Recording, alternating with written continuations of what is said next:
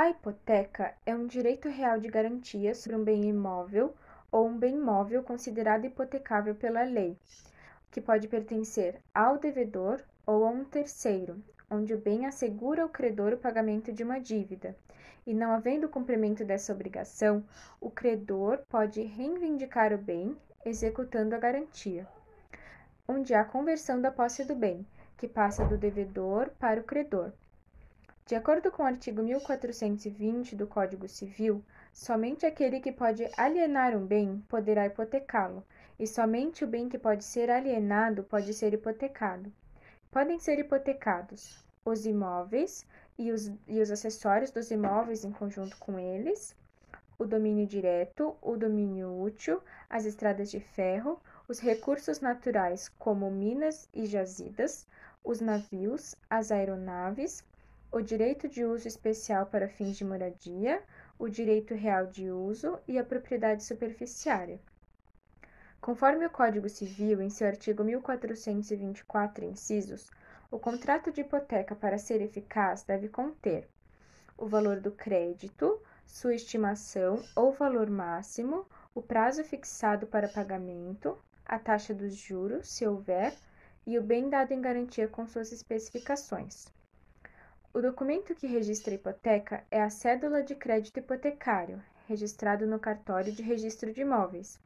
A hipoteca está vinculada a uma obrigação principal, ou seja, é um direito acessório e possui dois sujeitos: o ativo, que é o credor hipotecário cujo crédito está protegido por hipoteca, e o passivo, que é o devedor hipotecante, que dá o bem como garantia do pagamento da dívida.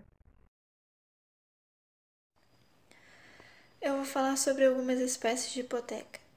A hipoteca convencional é aquela que nasce por meio de um acordo celebrado entre credor e devedor da obrigação principal, podendo incidir sobre qualquer das modalidades de prestação. Com efeito, são suscetíveis de ônus real todas as obrigações de caráter econômico, seja elas de dar, fazer ou não fazer. A hipoteca convencional é unilateral, porque só gera obrigação para uma das partes. É convencional, porque dispensa tradição para sua efetivação, e é solene, porque requer a escritura pública para sua validação. Hipoteca legal. A hipoteca legal é aquela que resulta diretamente da lei, independentemente da vontade das partes. Ela está prevista no artigo 1489 do Código Civil e o seu rol é taxativo. A lei considera que determinados credores precisam de uma certa garantia prevista em lei. São eles a fazenda pública sobre os imóveis pertencentes aos encarregados da cobrança, guarda ou administração dos respectivos fundos ou rendas, os filhos sobre os imóveis do pai ou da mãe que casarem sem fazer o inventário dos bens anteriores, o ofendido ou seus herdeiros sobre os imóveis do delinquente para satisfação do dano causado pelo delito ou das custas judiciais, o coerdeiro para a garantia do seu quinhão ou partilha sobre o imóvel adjudicado ao herdeiro reponente, o credor sobre o imóvel arrematado para a garantia do pagamento restante do preço da arrematação, e ao tutelado sobre o imóvel do tutor durante a tutela. Hipoteca judiciária. A hipoteca judiciária é uma garantia ao credor e evita que ele tenha que provar os requisitos de uma eventual fraude à execução.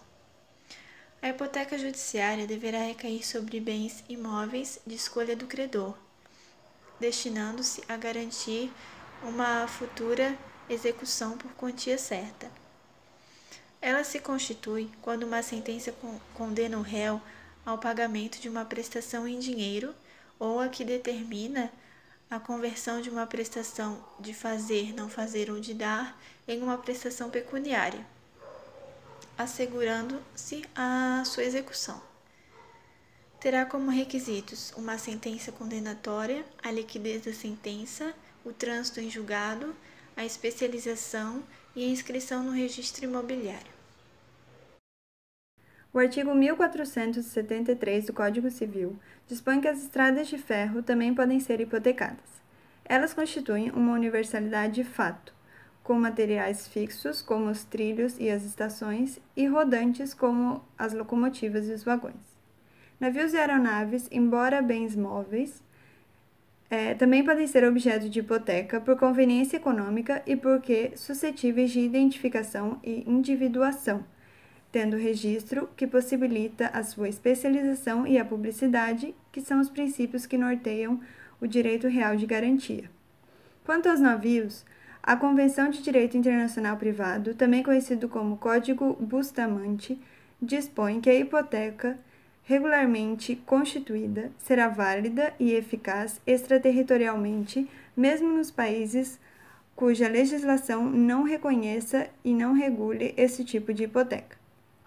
Quanto às aeronaves, o Código Brasileiro de Aeronáutica dispõe que poderão ser objeto de hipoteca as aeronaves, seus motores, partes e acessórios, inclusive aquelas ainda em construção. Essa será constituída pela inscrição do contrato no Registro Aeronáutico Brasileiro e com a averbação na respectiva certificado de matrícula. Por último, sem analisar o objeto, mas o hipotecante, de acordo com o artigo 330 do Código de Processo Penal, a fiança pode ser paga através da hipoteca, desde que essa seja a primeira sobre determinado imóvel.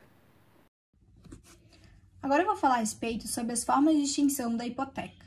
Primeiramente, deve-se ter claro que a hipoteca se extingue ou por via de consequência ou por via principal. No primeiro caso, é quando há a extinção da obrigação, ou seja, aplica-se a velha regra de que o acessório segue o principal. Então, havendo o pagamento de uma dívida, por exemplo, extingue-se também o gravame. Já no segundo caso, são as hipóteses dos incisos 2 e seguintes do artigo 1499 do Código Civil. O primeiro deles a se falar é o perecimento da coisa, que implica na destruição total e no desaparecimento do bem. Essa hipótese é mais comum nas hipotecas de navios e aeronaves. A outra possibilidade é a extinção pela resolução da propriedade. Importa dizer que a propriedade resolúvel é aquela cuja duração está subordinada ao advento de um termo ou uma condição resolutiva. Assim, um exemplo prático é quando A aliena um imóvel a B com uma cláusula de retrovenda pelo prazo de 3 anos, e B concede o imóvel em hipoteca a C para a garantia de um empréstimo. Assim, quando A ele exerceu o direito de recomprar o imóvel, também desaparecerá essa garantia. Outra possibilidade de extinção é a renúncia, que é quando o credor se abdica do seu direito. Essa forma de extinção é um ato unilateral e deve ser feito expressamente. Já a extinção por remissão consiste no resgate da hipoteca pelo adquirente do imóvel hipotecado e também a remissão da execução pelo devedor. Este último caso é que antes da adjudicação ou da alienação, o executado pode a qualquer tempo remir a dívida, ou seja, pode ele pagar ou consignar o valor atualizado da dívida. E importa dizer também que a remissão pelo credor subhipotecário, ela apenas provoca a subrogação do crédito, mas não extingue o ônus real, uma vez que uma das características da hipoteca é justamente o direito de sequela, que vincula o ônus ao imóvel. E a última hipótese prevista no artigo é a expropriação, que é a arrematação e a adjudicação.